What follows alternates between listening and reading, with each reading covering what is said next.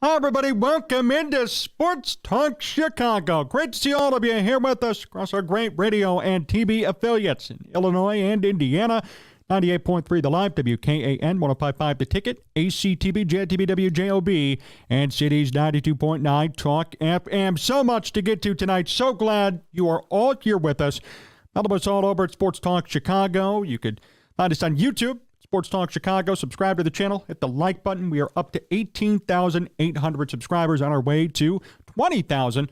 Everything that you do will help, certainly. My name is Jon Zaghloul. John Meadows is directing and producing here on today's program. So much to get to, so much Bear stuff, even some Bulls stuff as the NBA trade deadline approaches, and we're left wondering, what are the Bulls going to do? I have a couple of suggestions. We'll get to those near the latter part of this program. I did want to start off with this. Go figure, more Justin Fields news. A couple of his former teammates at Ohio State have been vocal about Justin Fields and his future here in Chicago and what the Bears should be doing at the quarterback position. We have quotes, don't worry, we have things that need to be said.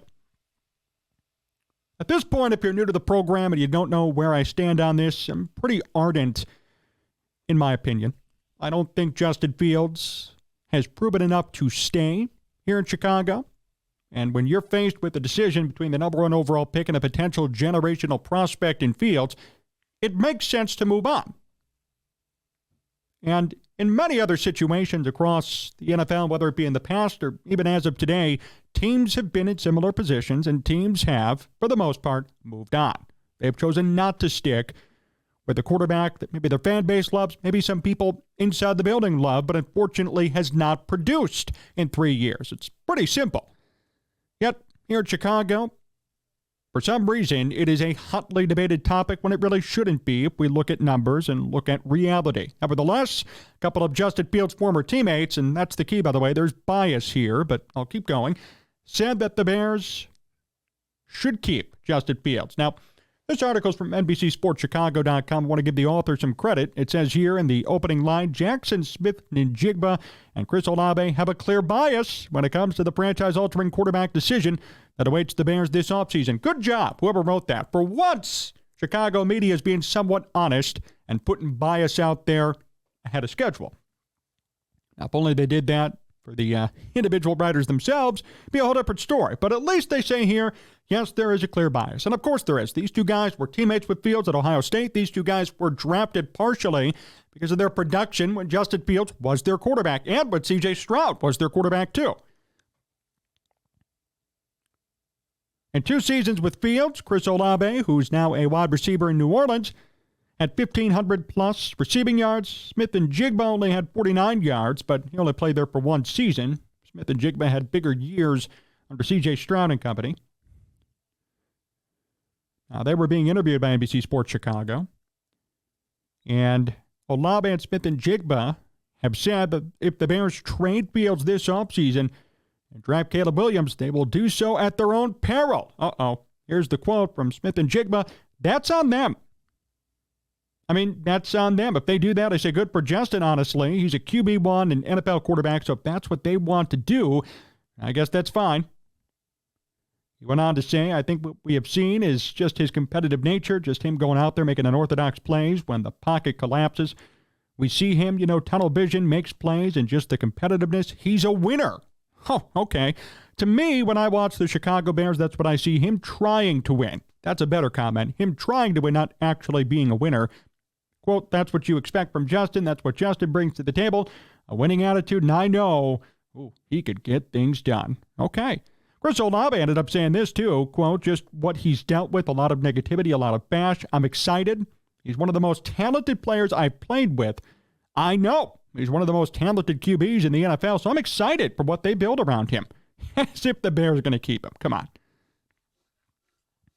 I got to say something here, and I know a lot of you listening or watching this probably agree with me.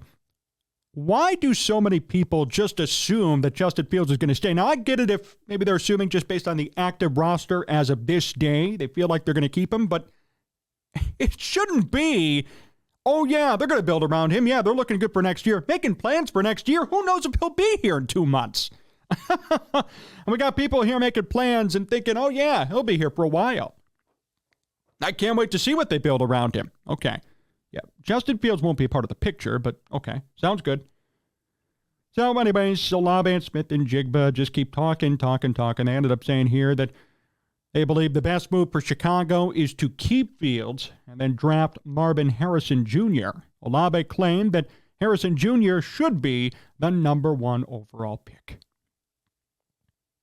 And again, Olave also said if the Bears end up trading Justin Fields, it's on them. Quote, that is on them.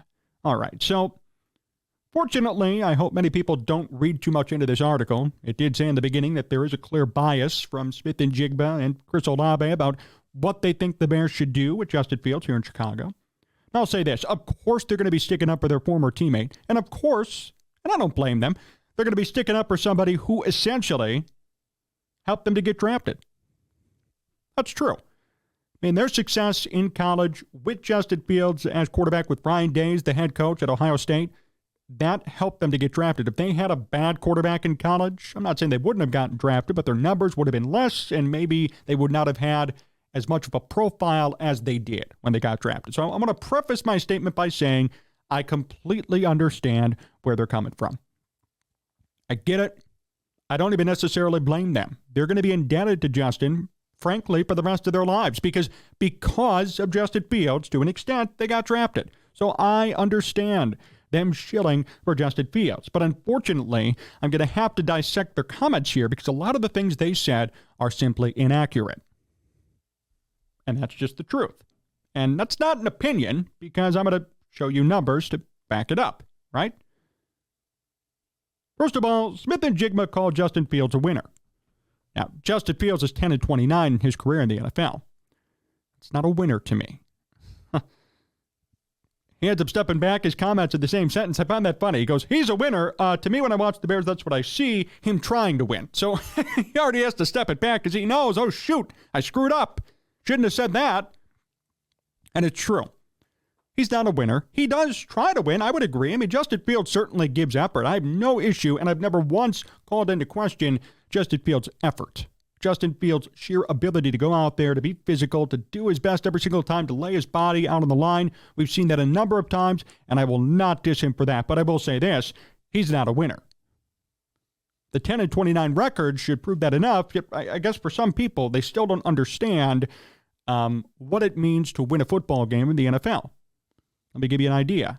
Your team scores more points than the other team. That's how you win. And 29 out of 39 times when Justin Fields has started at quarterback, his team has scored less points, which means that he's not a winner. Thank you. He may have a winning attitude. That's what somebody said, a winning attitude. He tries to win. That's different than saying he's a winner. And I love how, as the comments and as the interview progressed, Smith and Jigba had to walk back his comments. Naturally. Because you can't say he's a winner. And his record's 10-29. Then all of a sudden it's a winning attitude and he tries to win. Okay, fine, whatever. Now, Olave says that Justin's dealt with a lot of negativity and a lot of bash. I would call into question who exactly is being negative about Justin Fields, because the last time I checked, I and many others are in the minority. Everybody loves Justin Fields. Everybody in Chicago wants him to stay. There is a select minority who thinks, all right, it's time to move on. Popular opinion dictates that Justin Fields should stay. If the Bears were in the court of public opinion, which unfortunately they are at times, they make decisions based off the fans. That's true. We've seen it. There's proof of that in the past, too. So if popular opinion dictates what the Bears did, kind of does, but it really doesn't, they would choose to keep Fields. Not kidding. If you took a poll of every Chicago Bears fan in this area across the world, I'd say 70% of them want Fields to stay. And 70% of them believe he's the guy and he's the quarterback. So, saying that he's dealt with a lot of negativity, maybe he's pointed towards people like me and others, because he's dealt with the softest media coverage that I've seen a Chicago Bears quarterback receive. And I'm very proud to say that. That's true. I've never seen softer media coverage of a Chicago Bears quarterback, especially considering the numbers and the performance that he's put up. There have been better quarterbacks in Chicago who've received worse treatment by the media, who've received worse treatment by fan bases. Don't worry, I won't mention the buzzword since people are going to get pissed off, but I will say, what about Jay Cutler?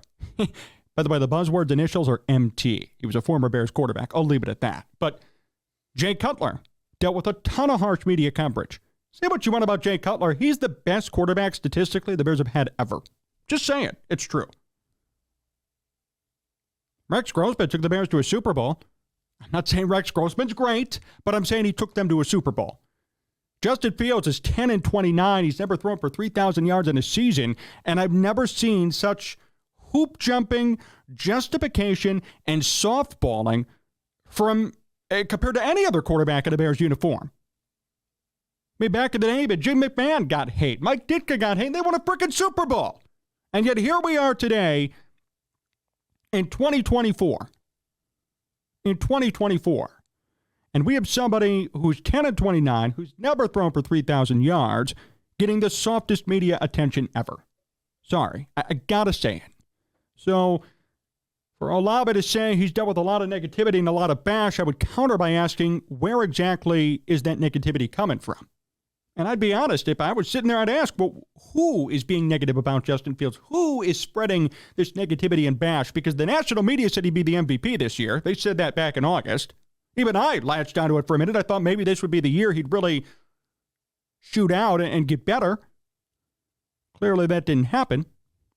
But there's a select few in terms of critics for Justin Fields. So I don't agree with that statement either. He's actually dealt with more positivity than any Bears quarterback ever. I would say more than any Bears quarterback ever. He's dealt with a ton of positivity. He has a lot of supporters and cheerleaders in the media. And, of course, in the fan base. And that's fine. I have no issue with that. You could be a fan of whomever you want to be a fan of. But my question is, where was that same energy for the people in the past who put up way more than Justin Fields and got crappier treatment?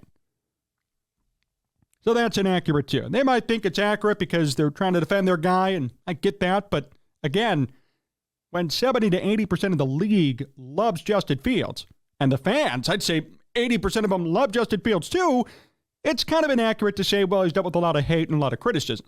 They must be watching this show then. They must be feeling the hate from here, because it's loud and clear on this program. They think the best move for the Bears, too, is to draft Marvin Harrison Jr. You know, if they drafted Marvin Harrison Jr. and they kept Fields, I don't think I would freak out. I think I'd try to keep it level-headed and smart, because at the end of the day, if you have Harrison Jr. and DJ Moore and then Justin Fields, I think certainly good things could occur. And if they didn't, it's Justin Fields' fault, and there's no more excuses. But I'm willing to say, you know what, maybe that's a smart move for the Bears. Is it the best move? No, but it's a smart move, and I'm not going to kill Ryan Poles if they end up doing it. But if it doesn't work out, we know who to point the finger at. But here's the best part of it all. This is near the end of the article. Here's what I find hilarious about this. Smith and Jigba and Olave are insinuating that the Bears are really going to regret it if they trade Justin Fields. If they do that, that's on them, Olave said. And he said it again, that's on them. All right, point taken. Challenge accepted. I'm not going to be losing sleep if the Bears trade Justin Fields. And you shouldn't be either, and Ryan Poles shouldn't be either. What's that, some sort of threat? Okay, come on. Let's be real here. The Bears trade Justin Fields to the Falcons, the Steelers. I know the Steelers might be interested. There are some rumors there, things like that. You're going to really tell me that the Bears are going to be sitting there wondering, oh, man, we traded Justin Fields. We're going to regret it. Then they draft Caleb Williams. He throws for 4,000 yards. And, I mean, it's going to be an afterthought. That's just such a... I don't like that comment.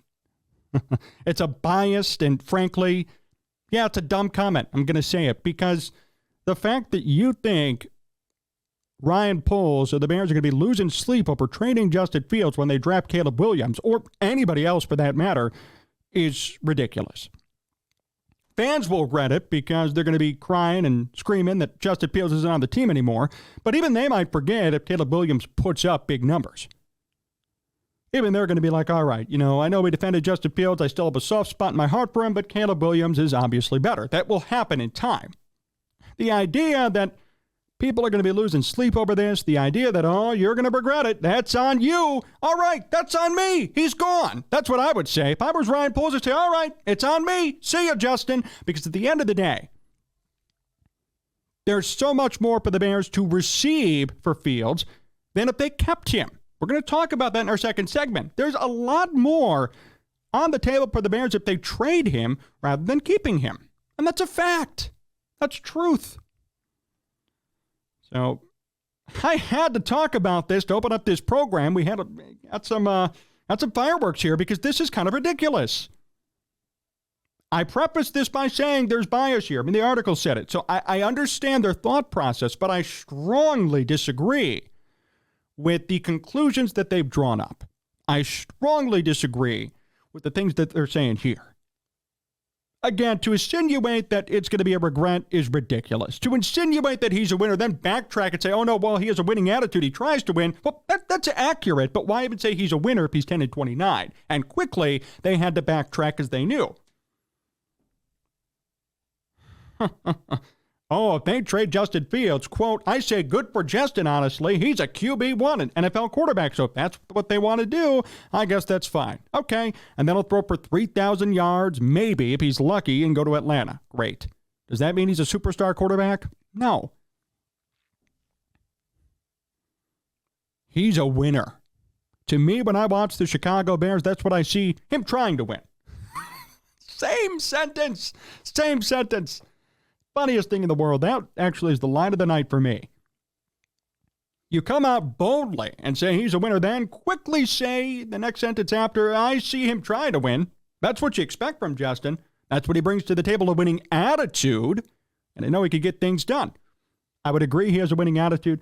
I would agree he tries to win. Why not just say that? Why do you have to say he's a winner? Right? Because then you catch yourself and realize, oh, shoot, I can't say that because he's really not a winner. And you know why he's not a winner? Because he's 10-29. Because he's 10-29. That's why he's not a winner. Whether you like it or not, whether you agree with it or not, you can't deny his production in his first 3 years in the NFL. Things could change, and I wish him all the best. But this article right here is ludicrous, and something needed to be said.